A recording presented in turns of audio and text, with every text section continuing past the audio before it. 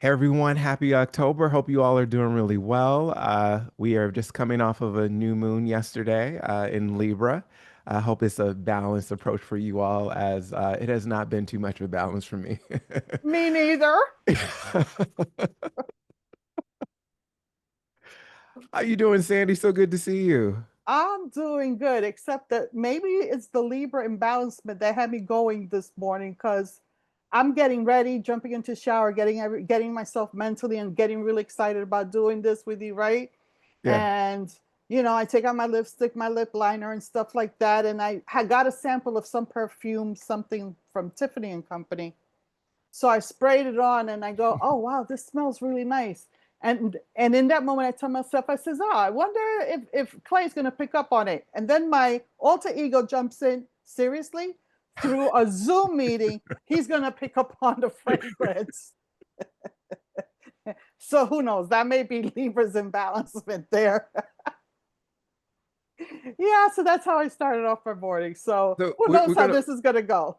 we're gonna blame it on the Libra new moon and Can all I just that. for a teeny tiny little bit? Yeah, right. We have been having so many wonderful conversations, and I have to say, offline as well as when we hop on here just to talk about all different things around just beginning. Um, One of the points that I received yesterday, and it was about last week's conversation, was someone really appreciating how we're taking our time and going through all forms of identity at this stage of life. And I just had a meeting not too long ago with someone who was feeling like they have looked at their whole entire life and they said they've done some really cool things within their life, but right now, because they can't do the same things that they used to do because they've aged out,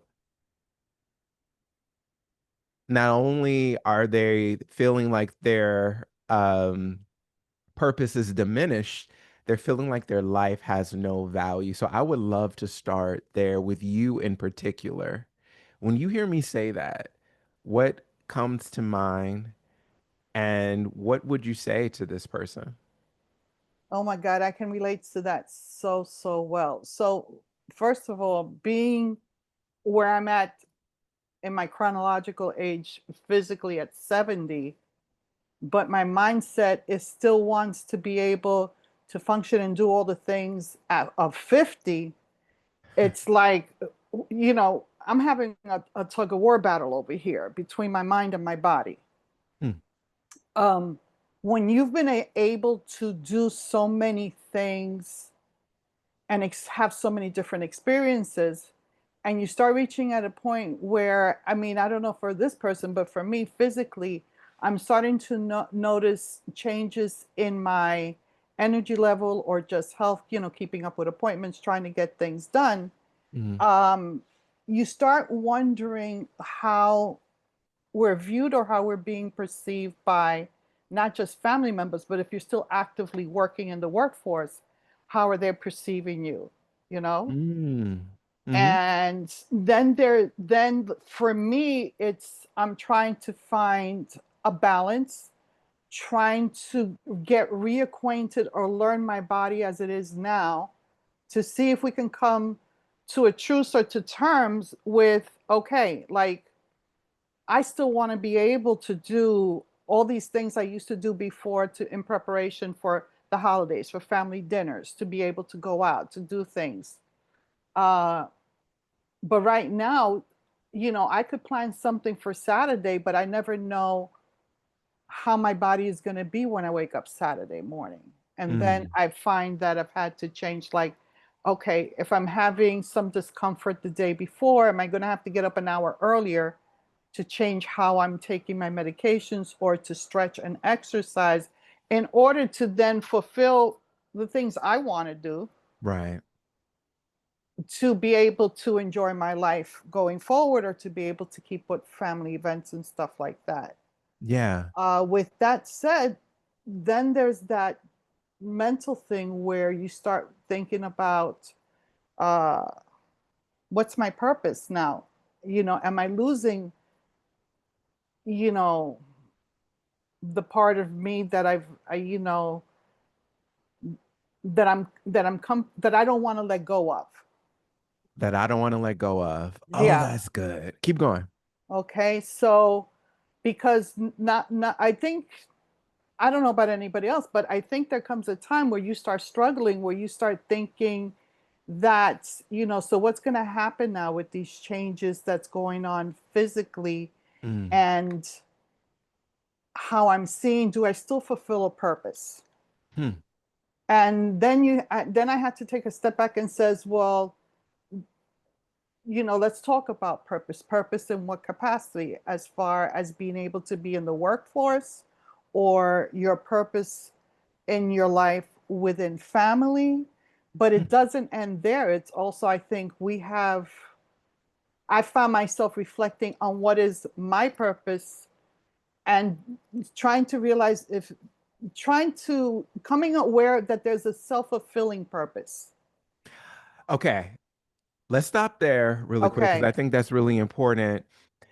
When I was talking to a gentleman a few days ago, and this person, he has been sort of a caretaker for a lot of his family members from a very young age. And then actually, Wow. he is really interesting how you talked about this last week in some or the week before. He felt that when he was growing up, he was also taking care of his parents as well. And so, for a lot of people, especially even in my age bracket, um, they'll say to their about their older sibling that uh, they seem to be this way or that way. And for a lot of folks, especially Gen X, if you're having conversations with them, this isn't the case across the board. So, no one, I'm not saying this is everybody's family, but for a lot of these people who are right underneath baby boomers, a lot of them helped raise their parents because they were the first kid that their parent had. There was no instruction manual. It was none of that. And this gentleman said he was the exact same way. He grew up his whole entire life, a baby boomer, caring for so many different people. And he's like, I've realized that I am now at a place where I have so much just anxiety and just so much frazzled energy within me because there is a conflict between my purpose having been taking care of so many people, and now I need to have a self-fulfilling purpose for myself, and it's a dichotomy. Like you don't know who you are because you've Mm. always been that caretaker. And when he said that to me, I was like, wow. He goes, I'm realizing for the first time in my mid 70s, this is the first time I've been actually able to ask myself, what is it that I want to do? And then having to release sort of the coil of trying to police my children's lives. Uh, oh God, I'm gonna start crying. I feel so much for him. It Yeah, it tell me. touches me in my heart, because I can totally relate to that. Mm, Because the minute when you were talking about how he was also caring for his parents, in my head I was saying, was he caring for them, or was he also raising them? wow. He would Because say both. and you do you full and his role of how he experienced raising his parents and caring for them, it is, I'm sure, is different because of age, time, and stuff like that than for me. I don't feel like I raised my father, but I did help raise my mom. Mm, But it was from because she lost her mother at the age of 2. mm, So she had no recollection of maternal anything. Although she was placed with a very loving family, there's still that, I guess, that natural instinct love type of thing. I don't know what to call it, but that connection. And she talked about it a lot when she was talking to her sisters and stuff like that. mm, And in Spanish, we call it el calor de madre, which is the warmth. Calor means the warmth. So I think, it's that bonding, that holding, that embracing, that nurturing part that you give, that you make that connection physically. Hmm. When I got into my teens, there was a lot of things that I had to like. I'd stood back and I would have these talks with her, trying to find how to teach her how to deal with other things while still respecting her role as a mother, which is not a simple thing to do. Mm-hmm. And then it's the caring, not just in that part, but then all the other stepping stones that I saw her evolve or grow into, even after my parents' divorce and stuff like that. Hmm. And all Hmm. the different, how should I say, stages in her life. Yeah.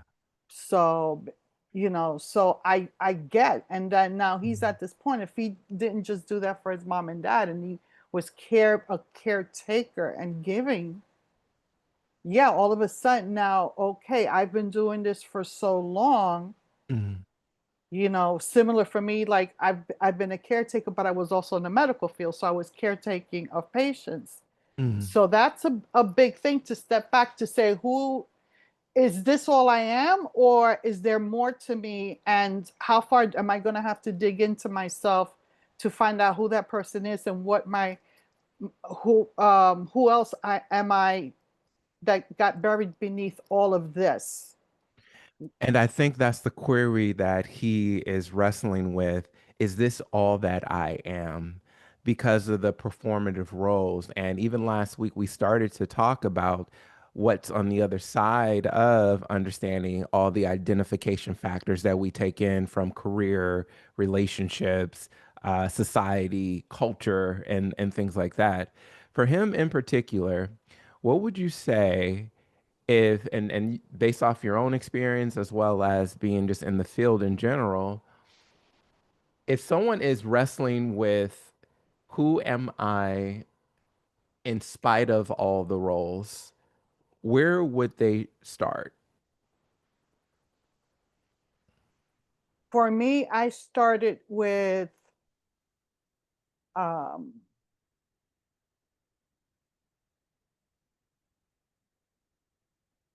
I started with thinking about things that I would have liked to see if I'm good at it, or if I said, oh, I may like that, but was too afraid of doing it. Like, I'm a pain in the butt. I don't like failing at anything, and I don't like to Uh-huh. try anything new unless I know I'm going to get it right. Okay. I got a couple of issues with, don't like failing, don't like doing things half. Uh, Right. but then, and this is where my alter person, my other personality comes in. Do you have a name for her, your other personality? I know, but I'm going to get one for her. Okay, okay, okay. But what I learned with you during my process with Just Beginning is that I had to take a step back and say, what would I tell somebody else if they came to me and said, Sandy, this, that, and the other, and I says, well, then, you know, cut yourself some slack, try something Mm, new, do it afraid, mm, and mm. see if you like it. There's no guarantee. It's like Right. trying a new dish, trying a different shade of lipstick or an outfit or a shirt. I mean, you'd be surprised where you can come off, go to the store and try something, and somebody go, "Oh, wow, that looks good on you." You go, "Oh, and this is not something I would have tried before." I You were mean, telling me that story with your son. You were y- going shopping with your son. He said, "Mom, what is this? What is this outfit that you?" yep. And then I realized there's certain things that I can pull off and I can do and stuff like that. But it's taking that first step. Yeah. So what I'm hearing you say is open yourself up to the true definition of curiosity, to be Yes. curious about. And this is something too that I think is a stereotype that the older you get, the less curious you become. Yeah, but I think that's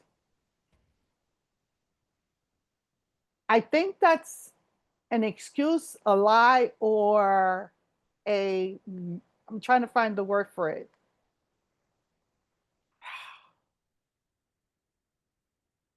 I'm not gonna, I think it's just an excuse that we give ourselves because we've already been either programmed or exposed to the oh, so why do you want to try something new now at your age, at Yeah. this stage of your life?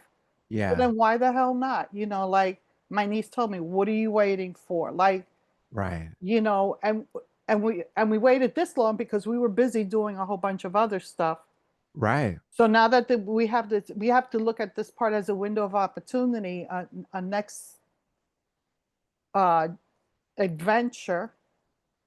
Yeah. Say, well, what did I want to do before? I've never been to a jazz club, or I've never done this, or I've been wanting to go to that restaurant or that museum or make this trip, or try my hand at a class at pottery or painting, whatever it is. If they're offering something free at the botanical gardens or stuff like that, like, just sign up for it and do it. And if you like it, you like it. If you don't, I mean, have you ever tried this? Yeah, and I found that it wasn't meant for me. It's Right. doing those things, I think, but we need to have the courage to do it and also be prepared to say, "Why are you trying that now at your age?" I says, "Because I want to." Right. Right. And what I love about that is a few things. Choosing curiosity as an adventure. And it sounds like from what I'm hearing you say, and I know the work that I do, we do, curiosity does not have to be an external thing. Curiosity could be an internal thing of I need to be more curious around why I'm stagnant. I need to be more curious around why I don't like change. I need to be more curious around why I don't have agency, why I can't set boundaries. And so I would love for you to talk a little bit about, because I know you have experience in this. Sandy, I don't care who I'm talking about. A lot of older adults in particular, as well as my age group, doesn't really matter. Let me take that back. Everybody sometimes believe that starting with the internal never leads to external change, and that it's a waste of time, and that for so many decades I've been doing this, this, and this. It has nothing to do with why I can't land this job opportunity in my 70s, why I can't write this memoir, why I can't do any of these other things. And so a lot of times, especially when I'm starting like that introductory conversation or training, you can see when someone has checked out, their eyes are just completely blank and they're literally saying, I am not listening to a thing that you're talking about because that inner stuff is not helping me get to the external stuff that I want at this stage of life. Let me tell you, that's. I was going to say crock or blank, crock or poop. It's a lie, and it's a lie that we've been telling ourselves because I think twofold. I think it's because it can't be. We tell ourselves it can't be possible. It can't be that simple. I mean, it is simple, but the work, you have to put the work into it. Hmm. So either people are lazy. Hmm. I'm going to throw it out there, just be Okay. clear. Some Hmm. people are just plain lazy. They're just like, oh, but why would I want to start doing that now at this point in my life or That's a whatever. good one. Hmm. Two, it's people want things, they want immediate satisfaction.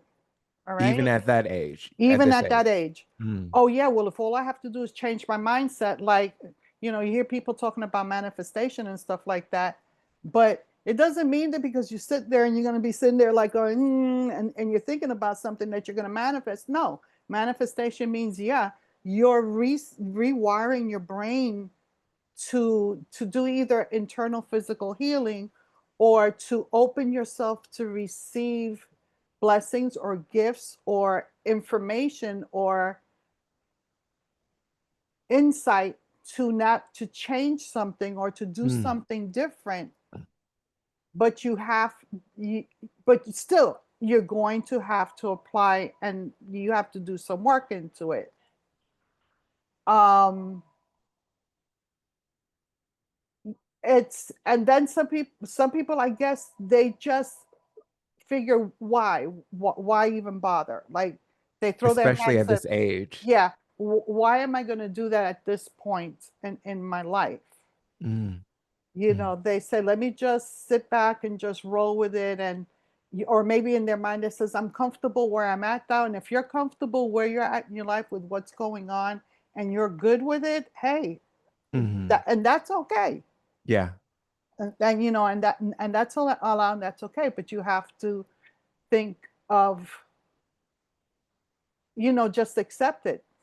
So I know yeah. there's some people that don't feel about retirement the same way I do. And I had a couple of quick conversations briefly with a couple of people. And, one was not, oh, why would I want to do this? I'm just prepared to rest and be late. And I said, hey, that's for you, but that's not for everybody. So Mm. if you're prepared for that and that's what's going to bring you joy and peace and you're okay with it, good for you. And so that's a really great segue too. When we are in communities where this is sort of like the nomenclature of what that community does, and I'm talking about your block that you live on, the building that you may live at. I mean, within your day-to-day lives of people. How do people break the comfortability of not going against the grain of what the group is thinking and what the group is doing?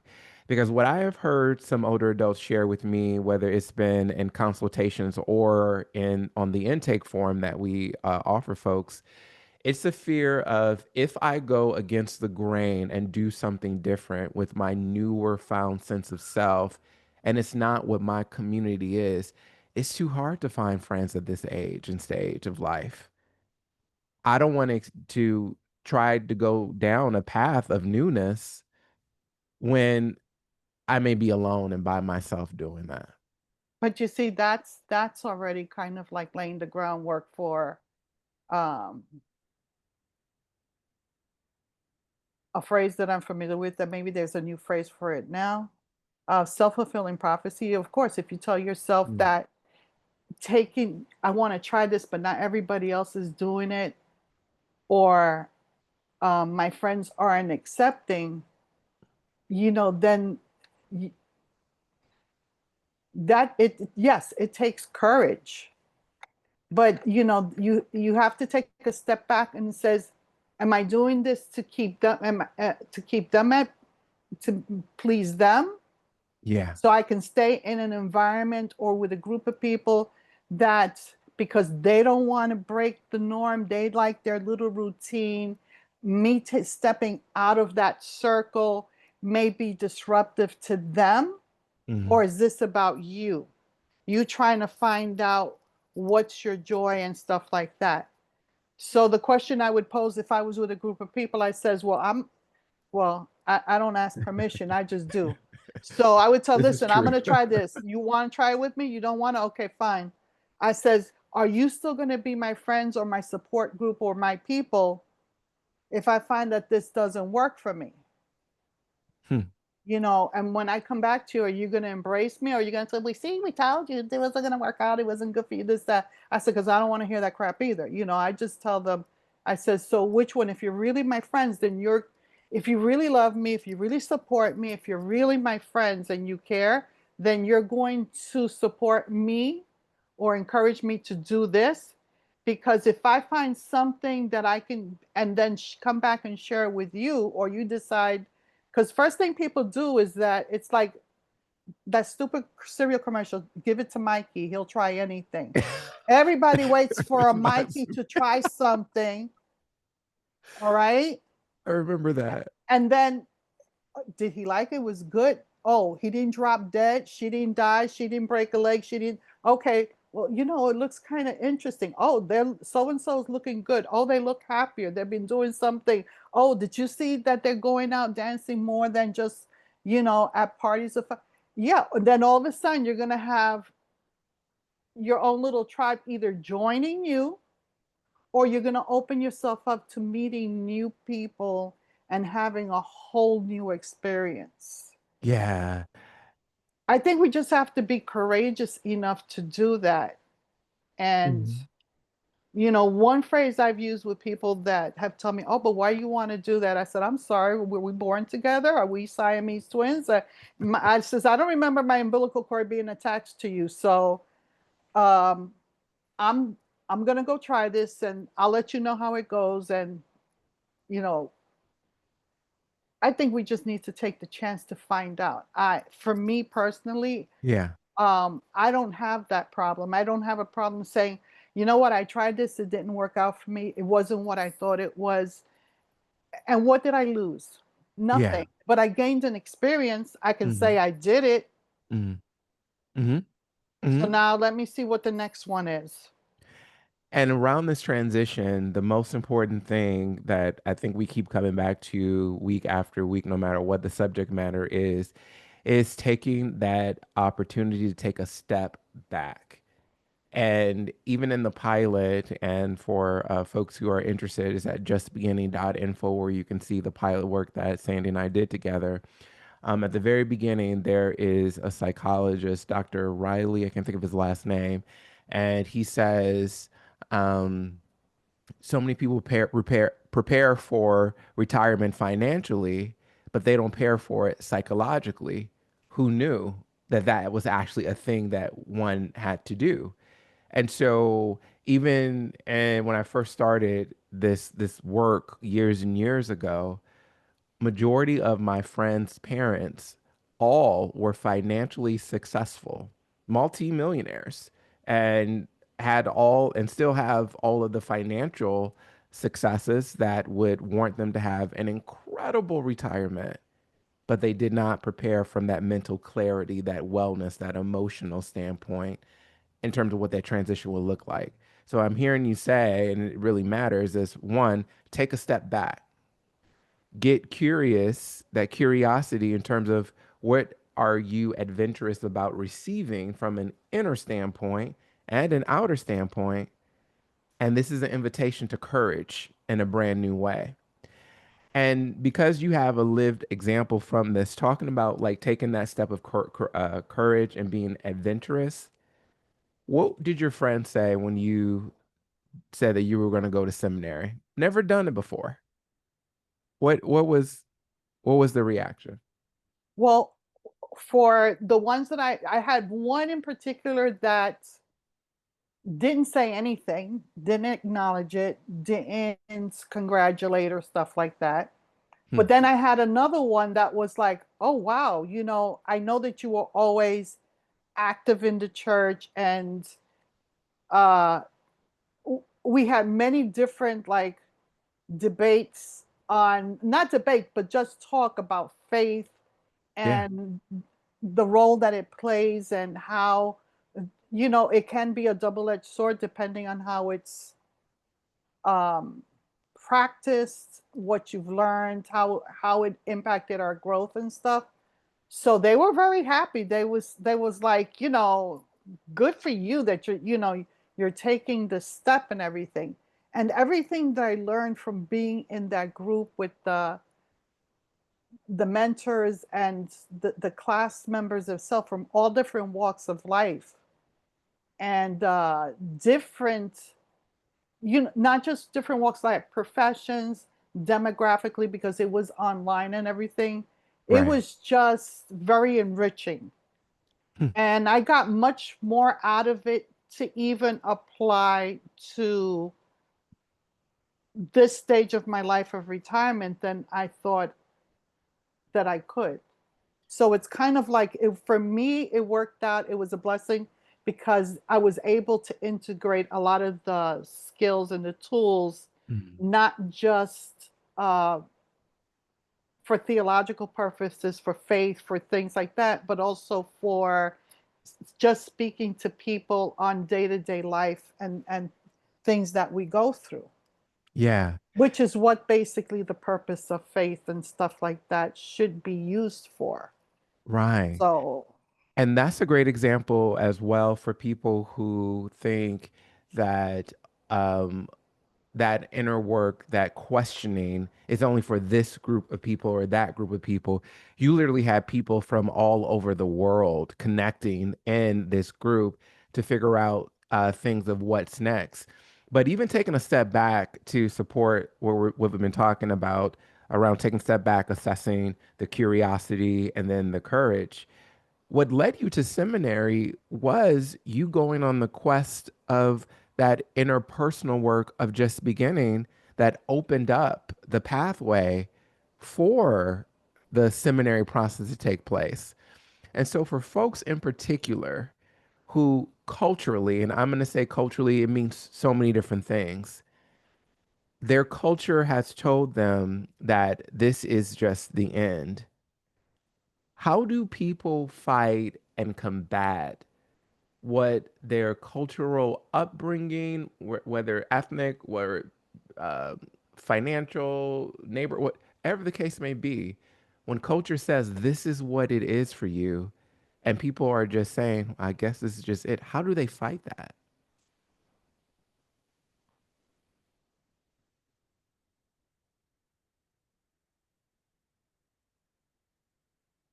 I think it goes with how badly do you want it, that you want to Mm. do that change. The thing is, I think it still Mm. comes from internally. Mhm. For me, I wanted so badly. There was so many things that I felt wasn't of me that I needed to get checked out and get in place. Mm. But I also needed to know why I was feeling this way. And when I learned why I was feeling this way, I also learned how it spilled into other aspects of my life that kept me from that I didn't think I was capable of doing or even trying. Mm. So it's kind of like it's connected. Yeah. It filters into every part of your life and your being. Hmm. Hmm. So for me, it was, I just took a step and I go, you know what? I mean, I was scared when I applied for the program. I was afraid Hmm. that I wasn't going to be accepted. Hmm. I was concerned about, financially, am I going to be able to afford it? I Hmm. was afraid of, to be honest with you, I went to college for a couple of years, but I don't have a degree or a piece of paper to say I did this. Hmm. And you know, in my head I was saying, are you serious? You want to do this? And then to be accepted, to get there and to be in a class, there was a lawyer, there were IT people, there was a retired Lutheran minister, there was a doctor, a nurse that did like critical care stuff. These are people from all over the world, different careers. Somebody was into the arts and stuff and doing programs. I mean, and I sat there and I go, oh my God. I says, What have I gotten myself in? yes, Yeah. yes. And I says, and then I start telling myself, oh my God, I'm gonna get lost in here. I'm gonna sound like a bumbling idiot. I was like, but then at the same time I go, no. I says, you know, everybody here has something to offer. Everybody's here for the same reason. They're looking for something. I had to tell myself that. Oh, that's Everybody's here good. for a reason. Hmm. Everybody here is looking for something. You've got a doctor, a lawyer, somebody that worked in the courts and stuff like that. If you got a group of 15 people from different parts of the world, from different careers, people that have degrees and stuff, and here we are all in this one room taking this course, clearly every single one of us here either has a calling or a need. There's something that we're searching for, or somehow we feel incomplete in some way. You better preach, Sandy. So, when they ask me why are you here, my answer for the whole group, I says I'm looking for my tribe. Mm. And they were like, okay, like I says, it's as simple as that. I Mm. says, I just left my job. I'm a caregiver was a caregiver for my mom. I'm taking care of my husband. I find myself in a point in my life where I don't know what's next. I says, I says I realized that my social life or people that I knew were all work related. That while I still have family and a few core friends from childhood, I find myself wondering now what's next. Hmm. And the crazy thing about it was everybody's nodding their head, saying, yeah, I get that. I understand because I'm here. I got, down to the lawyer. And the interesting part about that is you raised your hand and said it first. Yeah. Yeah. Because I figured, let me eat the biggest frog first and just do it and then just get it over with. Because, And that's the part that is just that's so interesting to me is people who I'm in conversation with who are the 1% financially at this stage of life. Many of them have said in one way or another, I just want my mother or father to tell me that they love me. The same thing as someone who's not in the 1%. Or and I think we have these affiliations and these buckets on who needs grace, who needs support, who needs help at this stage of life based off of what their financial circumstances are or their past titles. And you look up and you realize, wow, the janitor is fighting the same thing as the lawyer, as the as the doctor. CEO of the company, as Yeah. the entrepreneur, the fashion designer, we I think somewhere along the line, whether through society or stuff or social networking or whatever, we think that because people hold titles or have degrees and stuff, oh, they got it made. They're on easy street. That they don't have to. They have a clear vision of where they like because look how successful. Look at the type of work they do. Right. And what was interesting and that I got from there, I was like, wow. I says, no, we're just people that our titles are our jobs. This is what we do. This was our skill set. This is where we were productive. We were able to do a job and make a living, pay our rent, get our retirement funds together, get life insurance, health insurance, stuff like that. It was just the thing, but it was something that we were doing to in order to survive. But is it really who we really are or were Yeah. meant to be? Yeah. Or did we just happen to to fall into or work towards something and learn it well so that it was applicable and we can do this? Yeah. It was just, and I think that's part, that's part of it. And I think that's why it's so important to take the time and even the courage to look inside yourself, because I think sometimes people don't take time to look in, Hmm. because not for nothing, we all have our little things where, I know I could have done better and I didn't do it. I chose not to do it. Hmm. Or I figured I was going to have tomorrow or next year. Right. Or you just didn't feel like doing it at the time. Hmm. Hmm. And I mean, maybe some people don't, but I know I have.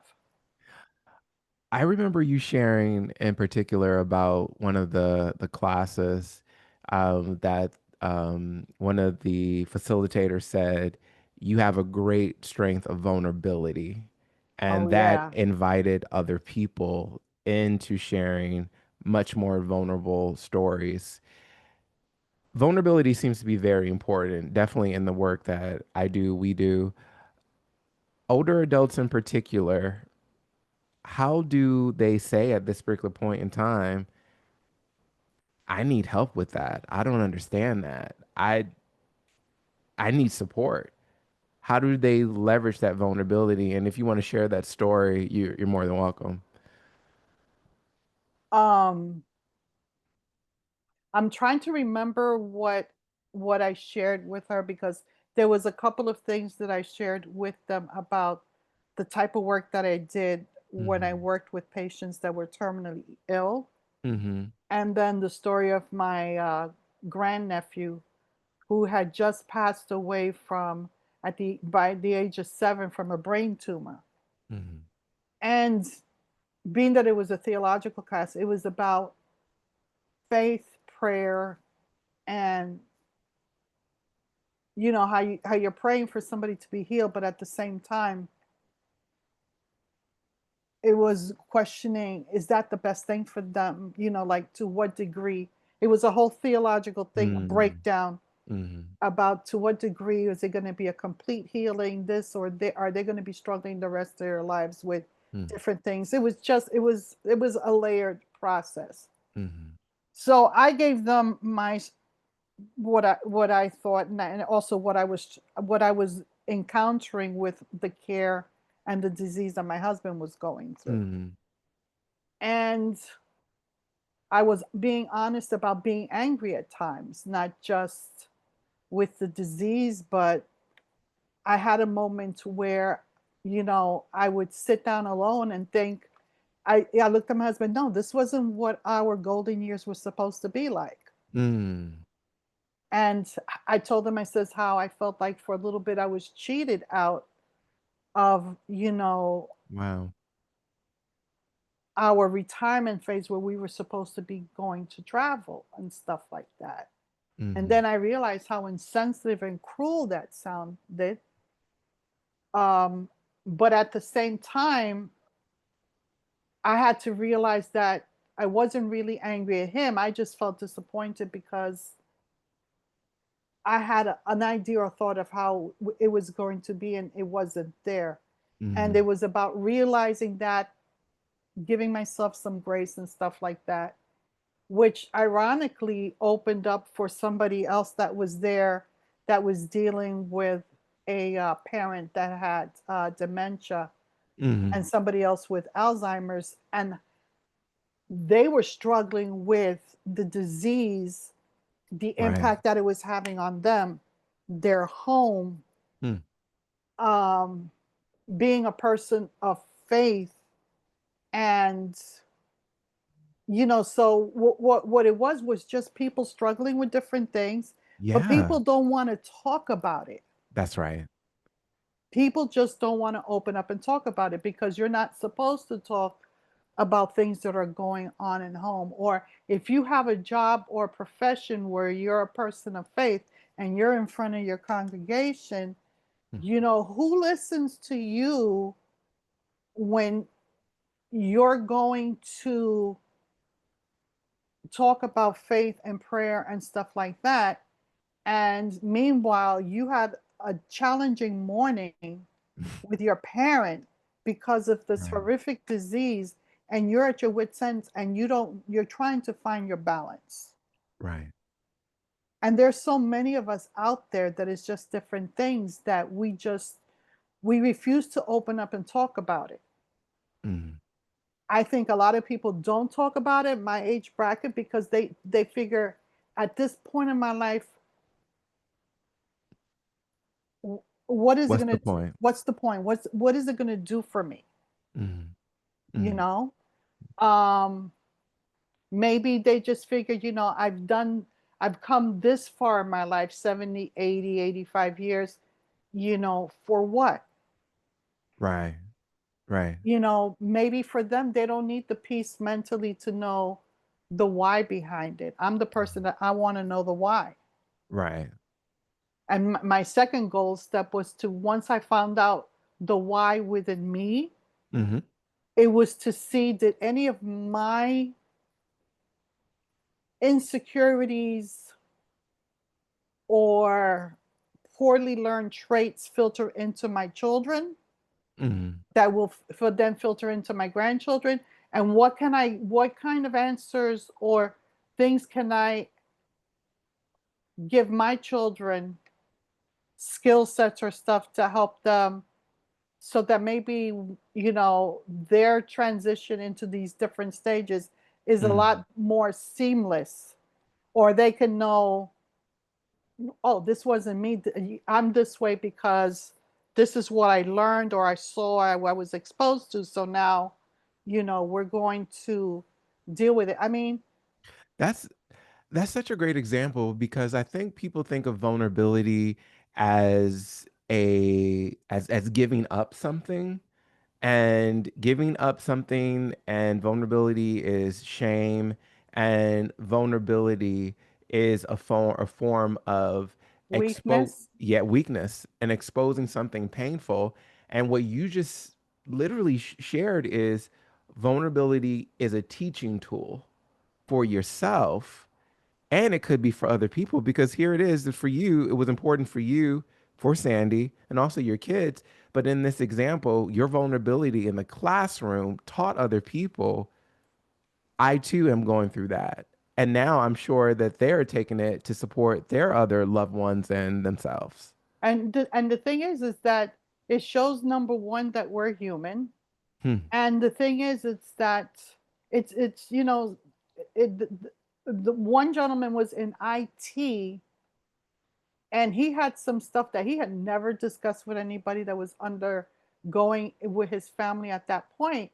And he just totally opened up, and then realized, he goes, you don't really, he says, I just feel like I thought I was the only one that was going through this. Yes. So you Yes. don't feel like you're so alone. Yes. Everybody's keeping their everything Yeah. so private, so tight, that you think that you're the only one alone, and nobody wants to talk about it. They're afraid to do the research. They're afraid to ask for information. They're afraid to like Mhm. do vulnerability. They think of it as a sign of weakness. They think that in order for you to be vulnerable, you have to open yourself up, and they're concerned about that something you did in your past, maybe when you were your teens, your 20s, 10, whatever it was, is going to change how people view you Mm. now, see you in a poor light, and or be used against you, I guess. Yeah. Because I mean, I've been around enough to know where I've heard, oh, did you hear about so and so? They said this, this, this, this, and would you believe they did that at this age? And I'm like, I said, they were a kid. What do like, what are you talking about? Like, but when you open yourself up to people to criticize, like even on social media, Oh you yeah. could post something on social media and you get somebody that appreciates that your openness, and then you get somebody else that comes out of left field and says something ridiculous Hmm. because they ain't got nothing better to do with their time. And those just need to be kicked to the curb, and we just got to keep going in the direction of. And I think the whole epidemic of loneliness among people in general, in particular, if you look at older adults, and many people will say society has taught us to be that. And also from this example, I think our inability to learn how to be vulnerable, and that vulnerability can be freeing, it is a self-isolating factor that keeps us in loneliness states, keeps us in fruitless states. And every time, just never, ever, ever fails when someone says, I shared this and I realized I wasn't the only one, that my whole world and outlook just shifted and changed. Because at the end of the day, like you're saying, this person knows that they are not alone. It's not just them. Yeah. So I'm hearing us take a step back. We've now added curiosity, courage, and then vulnerability on the other side of that. In your class that you took in seminary, what were other reasons why people were coming, if you can remember, to that space? What were they searching for? What were they curious about? They were looking, each individual, like even the Lutheran minister, that person was, because they were the caregiver for somebody that had Alzheimer's. They had to take a step back from their congregation, but Mm, in doing so, because of their age, when they were ready to come back, that they were able to find care for their parent, they were already, and I didn't wasn't even aware of this, that there's a forced retirement age. Like by eight, Mhm. whatever age, I don't know if it's 64, 65, 70, I don't know what the hell the age is, but Mm. you can no longer minister. And I was like pissed for Yeah. them. I was like, what do you mean? Serve in that They can't serve in that system. capacity Yeah. anymore. Hmm. And Hmm. I was like, well, that sucks. And they Right. started laughing. And I says, isn't it supposed to be a calling? And how can they judge how long you that your calling can be over? Hmm. So I said, aren't you glad that I don't live in your area? I'm not at your church, because that would have been a protest for real. And especially in these systems where these systems will say to you, you no longer can do X, Y, and Z. And I think for a lot of people, especially folks that I'm coming in contact with, it's because the system says I need to leave at this particular point in time. That means that I'm done altogether. Right. So now the purpose of this thing was to find their footing, because now they were going to move, relocate, and their spouse was also a minister, and they were contemplating on doing something maybe. I think they had a program or something in their church where they were did something like for married couples with children or stuff, or for older people, because of the experience they had with the parent that had the Alzheimer's.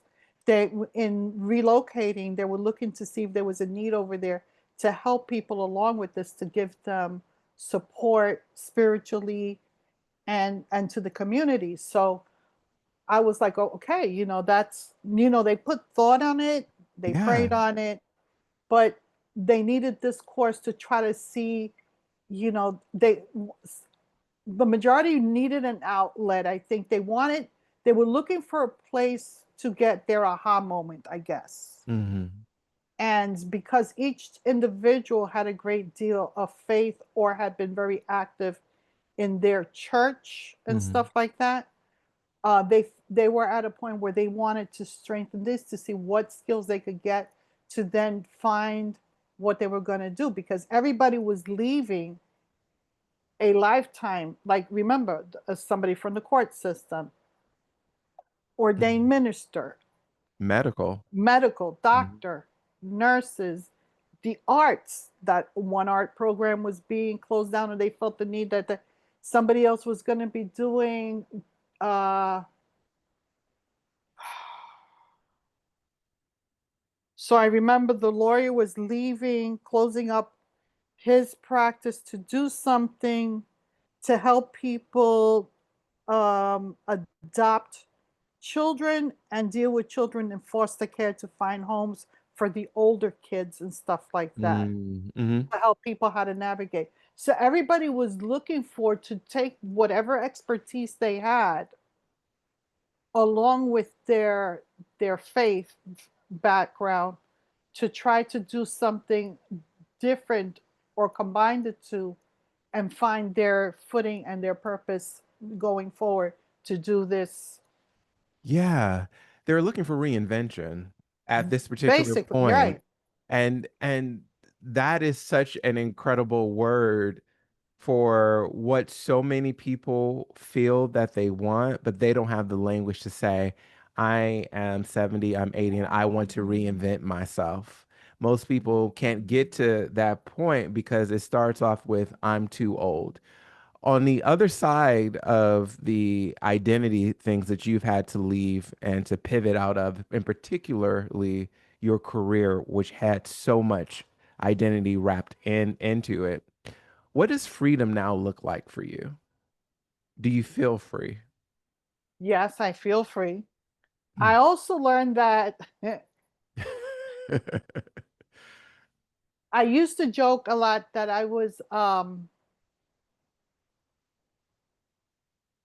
that I wore many hats, a jack of all trades, but master of none. Mm-hmm. And I used to say that, and now I feel like that's not exactly true. I agree. I was cutting myself short. Yes. And I started to realize, just because I did 30, 40 years in the medical field and I happen to find myself in a position to work with patients and I did that extremely well, Mm-hmm. doesn't mean that that's the only thing I can do well. Come on. So, Yeah. I learned that about myself and that's helped me a great deal being more confident Mm-hmm. and saying, well, let me see what I can do, you know. So freedom is knowing for you that just because one thing ends, that doesn't mean your life has ended. Your No. usefulness has ended. Yeah, I'm just trying to find out what's my Yeah. next thing to do. Yeah. So and I find that I have like more options and stuff like that. And um I'm not as limited as I thought I was. Right. And I think that's where the freedom is. Like I sat back and I go, wow, I'm to be honest with you, it's and I don't know how I'm going to use the word, and I think we sell ourselves short about how smart or how skilled we are in general as just as people. Mm-hmm. And what does smart mean? Like book Yes. knowledge, then there's common sense, which we got a lot of people lacking nowadays, but Street smarts. and there's street smarts, and Mhm. when I look back I go, okay, I got common sense, I got street smarts because I learned from where I live demographically and stuff, and like you know doing a little bit traveling over here, although a lot of my academics was a lot of it was formal in school. There was a lot of things that I was self-taught because of all the literature and books I had to read, but also I was very fortunate to be with doctors that had a willingness to teach me, Mm-hmm. so would allow me to sit in when they were discussing CT scans, x-rays, biopsies, different things like that. Mm. Because I wanted to be able to understand what they were talking about because of the patients that I was dealing with, Right. to better serve them or to maybe break down. They hear a big word and they go, the doctor said this, but I don't know what it meant. I wanted to be able to understand it Yeah. to give them the accurate information. Yeah. So there was a lot of self education in their reading and stuff. So even So freedom is knowledge for you at this particular point. yes, and knowledge is very important just to be. I find that knowledge and reading and getting into different things is very empowering because you Mm-hmm. never know when it's going to come up that you're going to need those skills. Mm-hmm.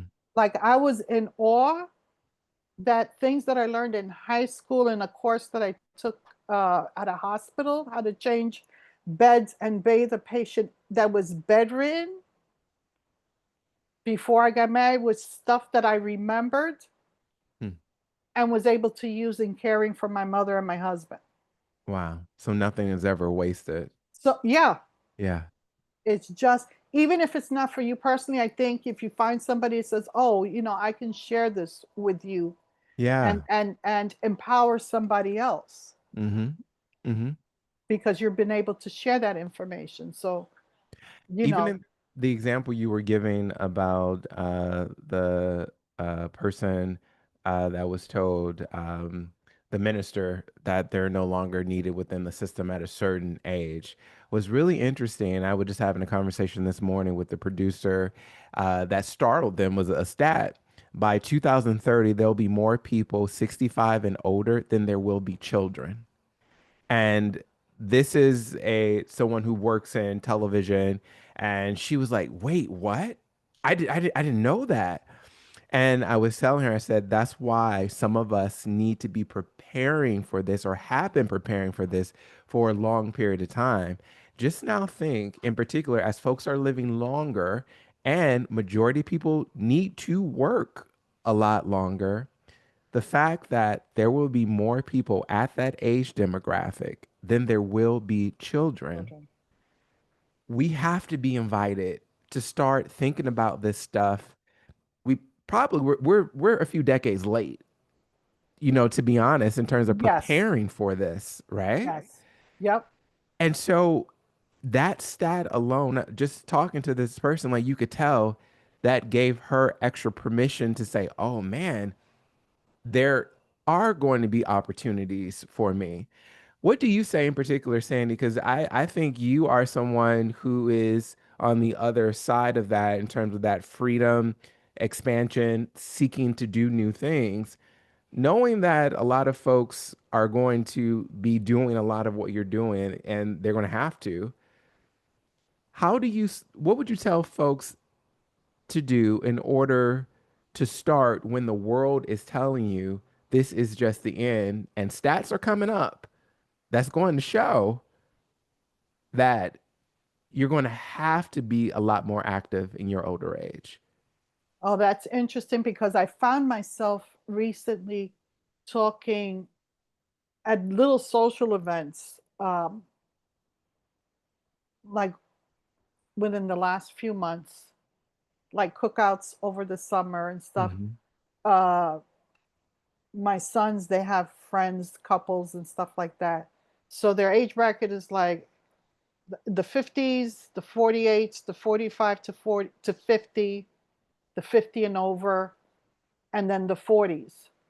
And the conversations was always like, "How are you doing? We're so sorry for the loss of your husband," and stuff like that.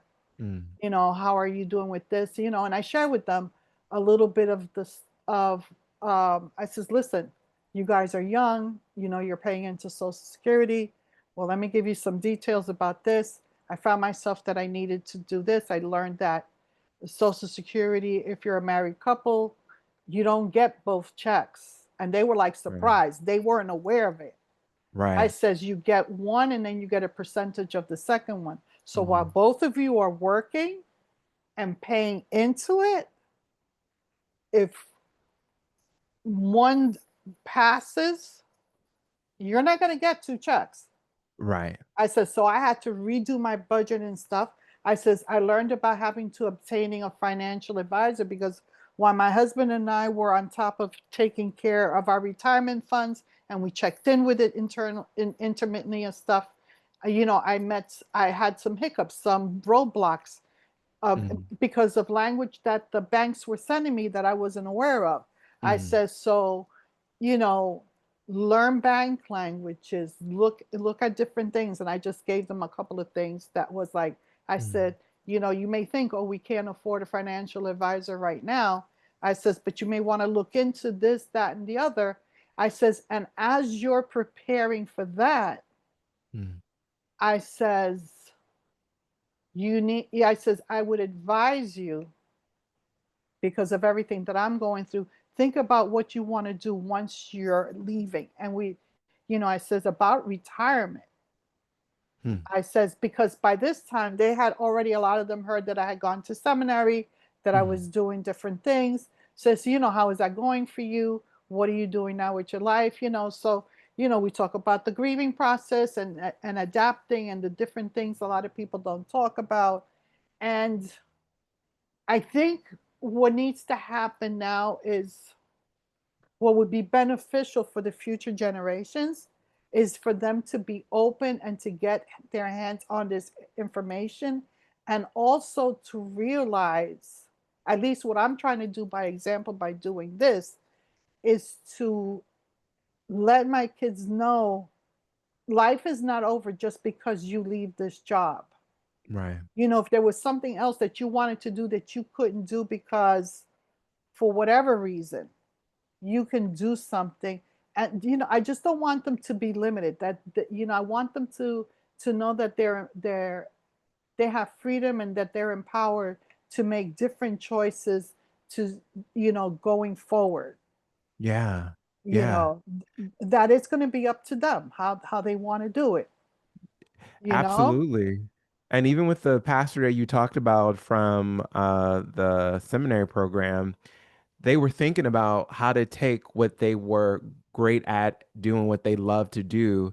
Okay, the system may not want this. There are other ways that we can evolve this practice. And I think that's going to be something that's really paramount because you have folks who are leaving who have had these incredible careers and they have taught various different things. And I mean, that is really interesting. Like one lady I talked to this morning, the exact same thing. Very, very interesting. But because it's not in the system anymore of a institution of corporate, it's no longer interesting. Right, And right.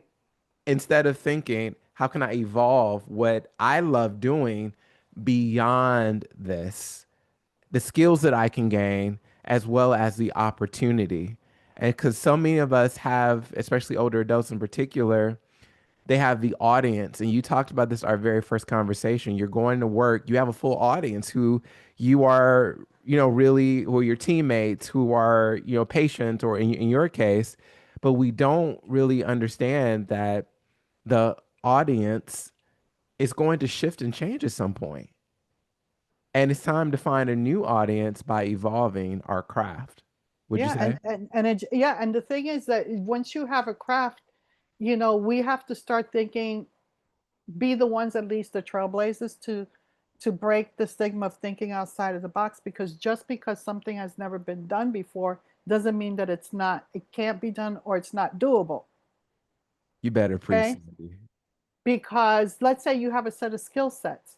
Now we know for a fact that music and arts has been, like, especially in the schools, they're just taken away. We are all very much aware the benefits of children having Come on. those skill sets, right? Yeah. Then there is studies that shows how the arts are beneficial in healing of disease, in recovery, whether it's chemotherapy, radiation therapy, the music, Mm. arts, everything. So if you have somebody that, let's say, has been blessed enough to be even in fashion and stuff like that, right? Mm. There's only, I think, I don't know how many fashion schools, institutes, and stuff, but imagine going someplace and say, do you have an after school program or a program where I can come and share my skills Yes. and do something once or twice a week? I don't care if it's a senior center, Mm. a rehabilitation center, an after school program, Mm. or get a group of people together to say, hey, you invest this, this, and this. Let's get a team together and let's open this Right. and let's, fund this or open it up. There's different things. We don't have trade schools like we used to have, vocational schools. That's right. It's something that should have been. So you get somebody that's an IT person, a car mechanic, somebody that was on the assembly line for building cars and stuff like that. I mean, unfortunately, right now, some of those things are being sent outsourced, but that's just touching the surface about different things that people are doing, especially with computer and ITs and stuff like that, that you can share. And I'm sure there's much more creative people that go, oh, yeah, I can do this. Right now in the Bronx over here, there's two small businesses that offer, and I haven't seen this done since the 1960s. Uh-huh. They open, it's a fabric place. They're giving kids classes on how to make clothing. They're Whoa. using patterns, they're cutting out dresses, they have sewing machines. Not only are they offering it to children, but they're offering it to the people of the community so that the mothers, the fathers, because men have signed up for this, to mend the clothes of the kids, to be able to take, like my mother did. She would take something from here, something from there, and before I knew it, I had an outfit. Yeah. Because there's a lot of people out there that we got to get creative with our skills because they just can't afford it. And getting creative with our skills can also put more money in our pockets. And even older adults in particular, when we comb through the past in order to look at opportunities for the future, in literally that first 5 minutes that we're starting like the ring of fluidity or the four quadrants of support, I already have an inkling of what they can then do later on in their, at the end of the program to create additional income, especially if they need that. But like you're saying, Sandy, the invitation is to get creative. And all this is happening if we take a step back. If we, what was the second one? We take a step back, not courage, Vulnerability, vulnerability or was to one. go internally and Take a step back. internalize or something. I think it was to internalize All right. Yeah. So, yeah, take a step back, look within with ourselves, look within. have courage, the vulnerability Vulnerability. piece, and invite creativity, your own personal view of creativity, and to answer some of the queries of what freedom actually looks like on the other side of this. Go ahead. No, I was just going to say, I just thought something because we were talking about how the mind impacts different things. Hmm. And I thought about real quickly when we had mentioned, talked about it earlier. Um, this morning, I was trying to get my chain on, which has a very tiny clasp, a very tiny thing. So I said, I'm having trouble getting this on. I says, I got to reprogram my brain how to do this. I said, so I tried it first with my eyes closed, thinking about where I had everything. So then I went and I says, let me put my glasses on. And this is what I told myself. I says, maybe if I tell my brain that I have my glasses on and I can see clearly in my mind's eye where the Yeah. clasp is at. And I'm thinking to myself, how ridiculous can you be? I put the glasses on, closed my eyes, said, okay, let's do this. I found the lock, clipped it on, and I go, who said we can't do things with, when we think about it? I think Mm. when you're thinking about, when it comes back to thinking about reprogramming your brain, it's about giving it permission or opening up to the possibilities Mm. of how to do that, how you see yourself and just being open to it. I mean, Mm. if I could do something as ridiculous as put my glasses on to think I'm going to be able to see all the way back here and get it done, Yeah. and it's just because I know I'm conditioned that I need my glasses. Yeah. So it's just those little things that just sit in your subconscious that Mm. we never know when it's going to pop up and help us out in that moment. Yeah. And I love that teachable moment is to take a step back and assess what are the possibilities that can take place when I'm inviting myself into a different frame of thinking. Just someone this morning who works in television said, um, I understand your intentions around what you want to do. I think it's a noble idea. No one is going to support this for older adults. It just has not been done before in this way. And I said, there you go. You just gave me additional permission. Like, what do you mean? I just said it hasn't been done before in this way until I do it. That was the end of the sentence that you were trying to say. And she goes, no, that's not what I was saying. I'm like, no, it because it hasn't been done before, as you said earlier, it just means that I'm now invited to do that. And I think that's a good way of closing out our time, especially around this reinvention. What is it that you're now being invited to do? And especially for many people for the very first time. Exactly. Yeah. Exactly. Sandy, where can we find you and connect with you and learn more about you on your socials? Where are you? Where are you? Okay, I'm on Instagram as Bello829 and I'm just beginning, and you can find our videos on YouTube, and we ask you to subscribe, share, and if you have questions, just reach out to us. I would be more than happy to answer any questions. So, All right. So, folks, I'll have, as always, my handles for my social media in the show notes, and Sandy's, I'll have hers there as well. Just a reminder for folks who are interested in our 8-week course. If you're interested in going on this kind of journey to learn what reinvention and purpose looks like for you and what a healing conversation in a non-invasive way is, we can help and support that. The link to join the waiting list is a very small class, not for exclusivity, but just so that we can make sure that we are teaching in a very intentional way. I'll have the link for that in the show notes. Until next week, have a really great week, and it's always fun to connect with you guys. Thanks, Andy. Thank you. Bye.